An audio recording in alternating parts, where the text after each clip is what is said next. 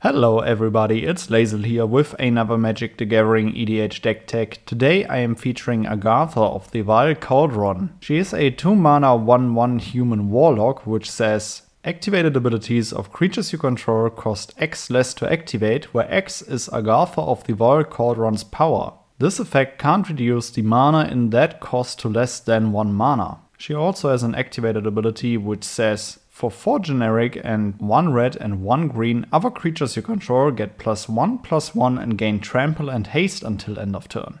We cannot reduce the cost below 1 because otherwise we could go infinite with a bunch of different cards, but she is still a very powerful commander. We are going to win the game by reducing the costs of our activated abilities from other creatures by a lot and win with different shenanigans. For example, we have Leafkin Avenger, a 4-mana 4/3 which we can tap to add 1 green for each creature we control with power 4 or greater. Leafkin Avenger also has an activated ability. For 8 mana, Leafkin Avenger deals damage equal to its power to target player or planeswalker. This deck also has a lot of +1/+1 counter synergies, so we can also pump up Leafkin Avenger to use its activated ability to deal a bunch of damage to our opponents. And in addition to that, we can also reduce the cost of its activated ability with Agatha's ability. Another really strong creature in this deck is Walking Ballista. For double X, Walking Ballista enters the battlefield with X +1/+1 counters on it. For 4 generic mana, we can put a +1/+1 counter on Walking Ballista. We can remove a +1/+1 counter from Walking Ballista, so it deals 1 damage to target creature or player. This is one of the cases where Agatha could go infinite if we could reduce the mana cost below 1. Still, we can pay 1 mana to put a +1/+1 counter on Walking Ballista, and we are of very flexible use with it due to the fact that we can simply remove a counter to deal 1 damage to a player or a creature. Steel Hellkite, a 6-mana 5/5 flying creature. Its first activated ability costs 2 generic, which says Steel Hellkite gets +1/+0 until end of turn. We can also pay X to destroy each non-land permanent with mana value X whose controller was dealt combat damage by Steel Hellkite this turn. We can activate only once each turn. Soul of Phyrexia definitely found a home in this deck. A 6-mana 6/6 trample, and its first activated ability says permanents you control gain indestructible until end of turn. Depending on how strong Agatha is, this costs only 1 generic, and we can use it repeatedly. And for 5 mana, we can exile Sword of Phyrexia from our graveyard, so permanents we control gain indestructible until end of turn. Baal's Invoker is definitely one of the win cons in this deck. A 3-mana 4/2 with Scorching Ray. For 8 generic, Baal's Invoker deals 4 damage to each opponent. Of course, there are still a lot of other creatures that ping your opponent, but I personally like to feature creatures that deal damage to each opponent.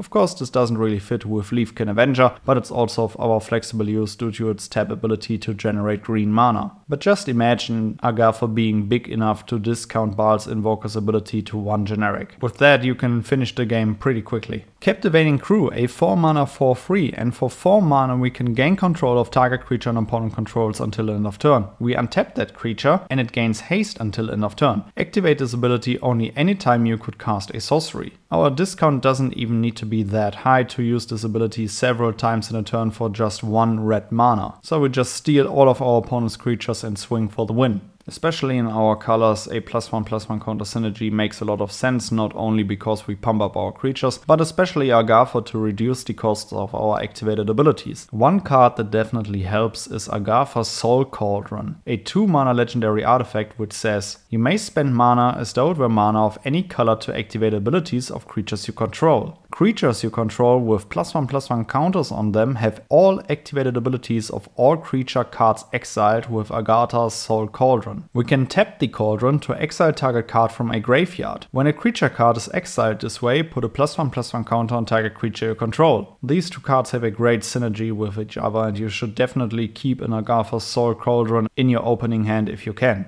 Code of Garenbrick, 3-mana enchantment. When Code of Garenbrick enters the battlefield, you become the monarch. At the beginning of your upkeep, distribute 2 +1/+1 counters among up to 2 target creatures. Then, if you're the monarch, double the number of +1/+1 counters on each creature you control. This card is an absolute powerhouse. As soon as it enters, you become the monarch, so you definitely draw at least 1 card from this one. You constantly distribute +1/+1 counters, and another upside is that if you're the monarch, you just double all +1/+1 +1/+1 counters on your creatures. Halana and Elena are partners. 4 mana, 2/3 first strike reach. At the beginning of combat on your turn, put X +1/+1 counters on another target creature you control, where X is Halana and Elena's power. That creature gains haste until end of turn. Not only are these two a great haste enabler, but we also distribute +1/+1 counters on our creatures. Fight Rigging, a 3 mana enchantment which starts with Hideaway 5, and at the beginning of combat on your turn, put a +1/+1 counter on target creature you control. Then, if you control a creature with power 7 or greater,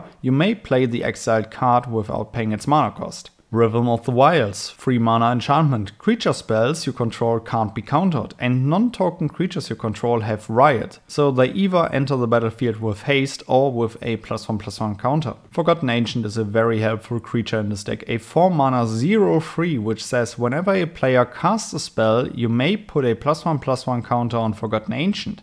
At the beginning of your upkeep, you may move any number of +1/+1 counters from Forgotten Ancient onto other creatures. You can get a huge discount on your activated abilities if Forgotten Ancient sticks around for one turn cycle and then you put all +1/+1 counters on Agatha. If your opponents don't have creature cards in their graveyards for Agatha's Soul Cauldron, we can also discard a few of our cards and also generate a lot of value. For example, with cards like Tormenting Voice, a 2 mana sorcery, and as an additional cost to cast a spell, we discard a card to draw 2 cards. So we discard one of our creature cards in hand, which we then can feed to the Soul Cauldron to distribute more +1/+1 counters among creatures we control. Just as with Thrill of Possibility, a 2 mana instant, as an additional cost to cast a spell, discard a card, draw 2 cards. Cathartic Reunion, 2 mana sorcery, as an additional cost to cast a spell, discard 2 cards to draw 3 cards. Faithless Looting, a 1 mana sorcery, draw 2 cards, then discard 2 cards. And it also has Flashback for 3 mana. Aureate of Mountain's Blaze, a 2 mana 1/3, and for 3 mana we can discard a card to draw a card. And there's also Collector's Vault, a 2 mana artifact which says 2 generic and tap, draw a card, then discard a card, create a treasure token. Due to the discount on activated abilities, we ramp a little bit different in this one. For example, with Sweller, Ice Shaper, a 3 mana 2/4, and for 3 mana and tap, create a colorless snow artifact token named Icy Manalith with tap to add 1 mana of any color. She also has another activated ability for 8 mana and tap, look at the top 4 cards of your library. You may cast a spell from among them without paying its mana cost. Put the rest on the bottom of your library in a random order. Magus of the Candelabra, a 1 mana 1/2, and for X and tap, untap X target lands. Furtherlit is great in this one, a 3 mana 0/0, and Furtherlit enters the battlefield with 2 +1/+1 counters on it. We can pay 2 mana to remove a +1/+1 counter from Furtherlit, so target player searches their library for a basic land card, puts it on the battlefield tapped, and then shuffles.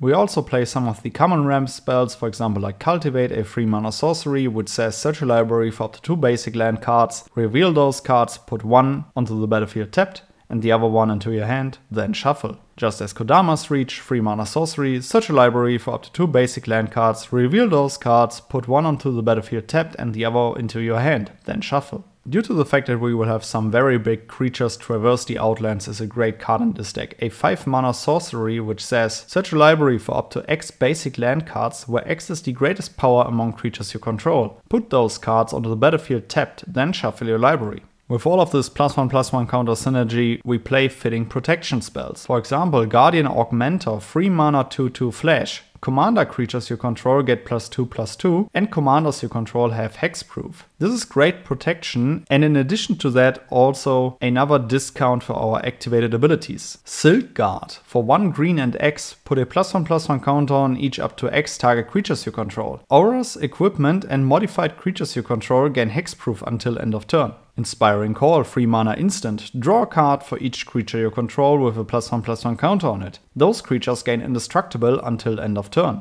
And of course, Heroic Intervention, 2 mana instant. Permanents you control gain hexproof and indestructible until end of turn. You want to win more? You get it. Orpheon, Hero of Lavabrink, 4 mana 3/3. For 2 mana and tap it, create a token that's a copy of another target creature you control. It gains haste. Sacrifice it at the beginning of the next end step. Activate only as a sorcery. And here's the relevant part. For 9 mana and tap, create 5 tokens that are copies of another target creature you control. They gain haste, sacrifice them at the beginning of the next end step, activate only as a sorcery. With a huge Agatha, this will only cost 3 mana. Drillworks Mole, a 1 mana 1/1, and for 2 mana and tap it, put a +1/+1 counter on Drillworks Mole and a +1/+1 counter on up to 1 target commander creature you control. It doesn't look like much, but as soon as you bring this one out early, it will just scale up. Diviner's Wand, 3 mana artifact. Equipped creature has, whenever you draw a card, this creature gets +1/+1 and gains flying until end of turn, and for 4 mana draw a card. Whenever a wizard creature comes into play, you may attach Diviner's Wand to it, and it also costs 3 to equip it.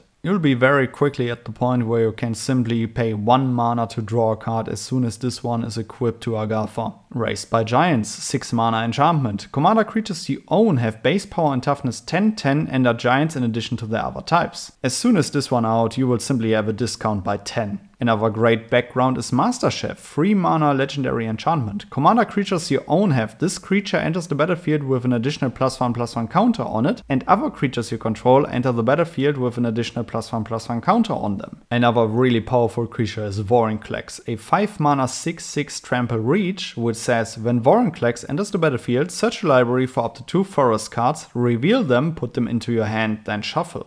First you secure some land drops, and then for 8 mana you can exile Vorinclex to return it to the battlefield transformed under its owner's control, but you can only activate this one as a sorcery. Still, you get the Grand Evolution. On first chapter, mill 10 cards, put up to 2 creature cards from among the milled cards onto the battlefield. Second chapter, distribute 7 +1/+1 counters among any number of target creatures you control. And on the third chapter, until end of turn, creatures you control gain 1 generic, this creature fights target creature you don't control. Exile the Grand Evolution, then return it to the battlefield. This will provide a lot of value. Alright guys, I hope you enjoyed this video about Agatha of the Wild Cauldron. Let me know down in the comments below which cards you would add to the deck, which legendary creature I shall feature next, and then I would say see you in the next one. Goodbye guys.